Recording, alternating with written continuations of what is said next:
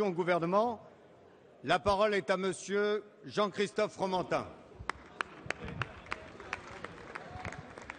Merci Monsieur le Président. Monsieur le Président, chers collègues, ma question s'adresse au ministre qui voudra bien répondre compte tenu des positions un peu difficiles sur le sujet de la PMA et de la GPA. Vous savez qu'au sein de notre groupe, les positions sont différentes.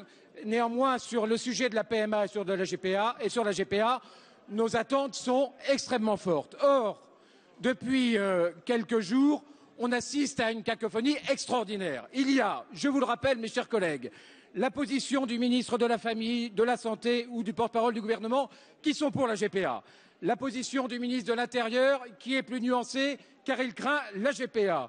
La position du garde des Sceaux qui est très mal à l'aise et qui va vers une position, qui attend une position sur le code de la santé publique. La position du chef du gouvernement qui dit attendons la position du comité national consultatif d'éthique qui lui-même, du coup, s'est autosaisi pour prendre en charge ce dossier qui est un peu en gravitation au-dessus de nos débats. Et il y a enfin la position du président du groupe socialiste à l'Assemblée nationale qui nous dit, et je vous demande de bien vouloir écouter, moi je considère qu'il s'agit d'un engagement du président de la République, il en a parlé pendant la campagne électorale et je m'en suis assuré auprès de lui.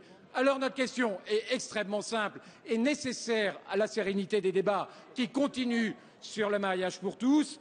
Le président de la République et son gouvernement souhaitent-ils, et ce, quel que soit l'avis du comité national d'éthique, oui ou non, l'ouverture de la PMA aux couples de femmes et au nom du principe d'égalité que vous évoquez sans arrêt, la légalisation de la GPA. Merci beaucoup de cet éclaircissement qui est nécessaire aujourd'hui.